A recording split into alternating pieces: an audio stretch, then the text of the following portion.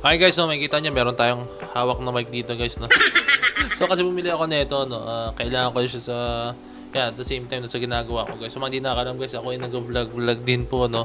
Hindi lang minsan more on reaction videos, pero yung mga adventure vlog, mga ganun, travel vlog. And sa office din guys, kailangan ko guys. Personal to guys, hindi to sa office kasi hindi to sa office, no? Binili ko to kasi kailangan ko po talaga. Kailangan ko kasi yung mic na magagamit ko siya sa pag lumalabas ako ng office or kung saan man, masabit ko lang. Pwede man ako bumili guys nung yung dito, no? Pero I think, eto, binili ko lang siya. Sinubukan ko lang siya, no?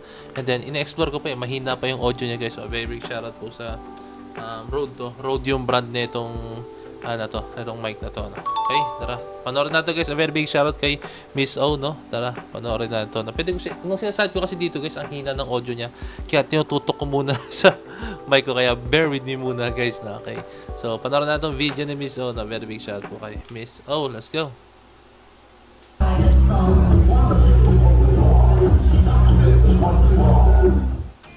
SB19 Jolin Chai emoji spotted in a nightclub in China. Plus a never-before-seen emoji dance challenge. So, alam niyo naman guys, syempre, Taiwan is a part of, ewan ko lang guys yung a part, pero kasi syempre, yung, tawag doon, yung language nila guys, no, Mandarin guys, no, yun din po yung sa Taiwan guys, no. So, I don't know kung part siya ng Taiwan, di ako masyado magaling sa mga ganyang bagay guys, no, kasi part siya, pero I think kaya siya napakita sa China dahil yung artist si Jolin is from Taiwan po, no.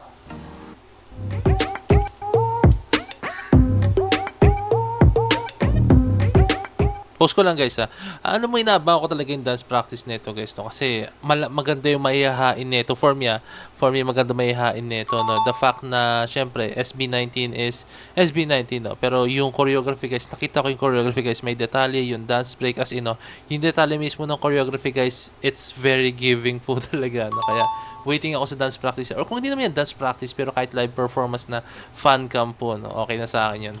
Yes, kalalabas pa lamang ng emoji by SB19. Kung makikita nyo dito guys, sa music video, na meron silang connection na ginagawa ni Jolin, no? So may mga visuals silang pinapakita. And Jolin Chai, and yet here it is being played in a nightclub in China. And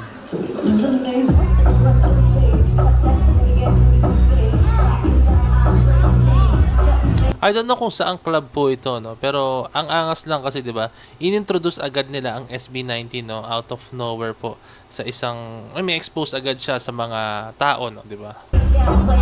So, particularly sa China, no.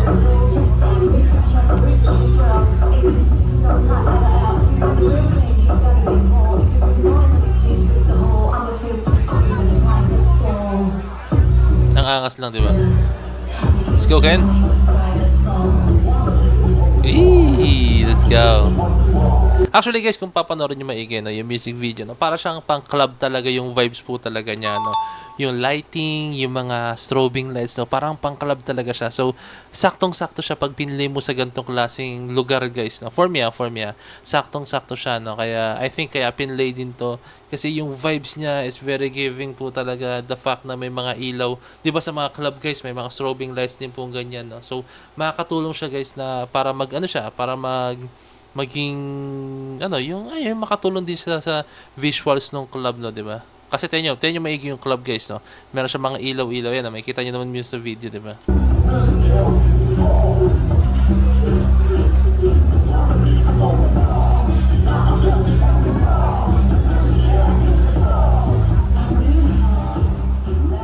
Plus, here's an emoji dance challenge behind the scenes with Rihata and Coach Jay, the choreographer of the said song. And also Pinono in a black sleeveless. Now that's a bonus.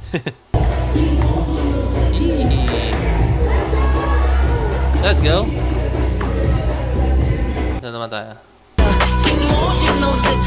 菲律宾男团 SB19 推出新专辑。 Oh. SB19 lands on Taiwan TV News and a newspaper feature for emoji collaboration with Jolin Chai. Oh, yun naman yung sa atin guys, no, di ba? At the same time, si Jolin, ina-expose natin yan sa atin, sa mismong bansa natin, no. Syempre, sino bang na-collab ng SB19? Si Jolin, no. So, lalabas yan guys sa mga news, sa mga social media, sa mga media guys, no. Talaga na si Jolin, no, ipapakilala yan na she's a Taiwan artist, no. And then at the same time, the SB19 lalabas din yan. Kasi syempre si Jolin guys, kaya rin po yan. I'm very sure guys, no, sa Taiwan guys, no. Kaya i-introduce nila ang SB19 no, sa bansa nila. No. So ganun lang guys, so win-win situation po yan.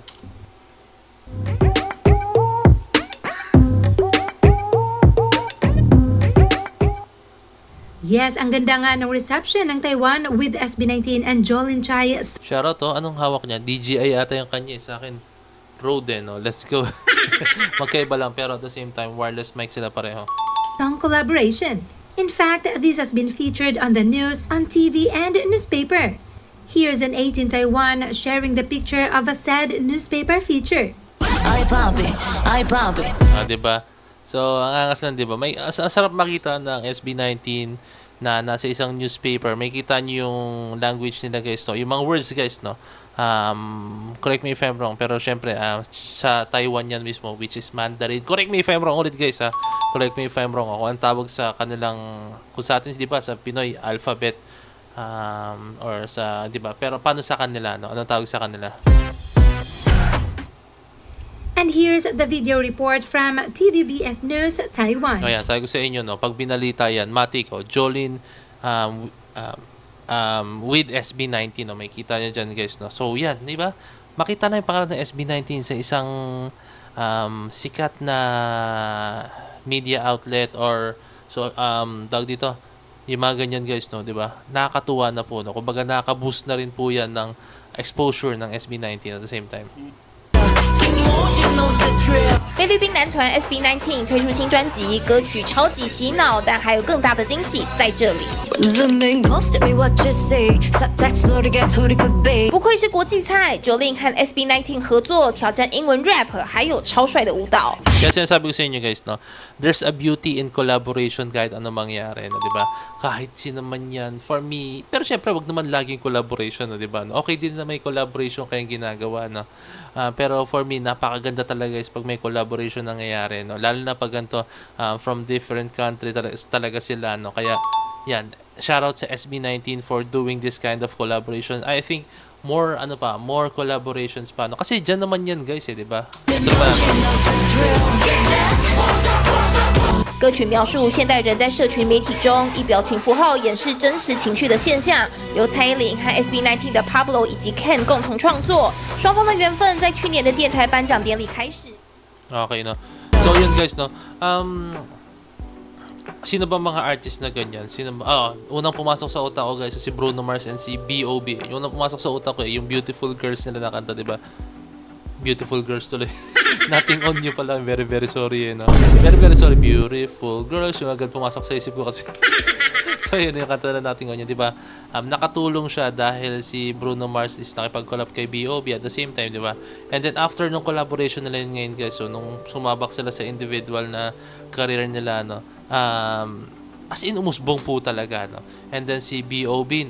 collab pa niya si Hayley Williams, di ba, ng Paramore, and then si Bruno Mars, no, nagkaroon siya ng successful na career ngayon, di ba?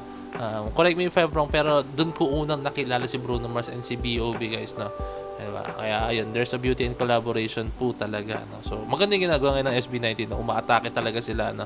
And then iba-iba yung attacking ginagawa nila sa music, nakikipag-collab, solo projects, and then more nakikipag-collab sa mga music producers, and then sa same time baka nga sa mga iba mga artist din po may balak po sila, no. So waiting tayo guys kay Bruno Mars po guys, no? Diba? Hindi man imposible yan, no? So a very big shoutout syempre kay Miso ulit, at the same time sa SB19 tuloy-tuloy lang ang pag-angat, no. So ayun na guys, maraming salamat sa panonood ng video na to, no.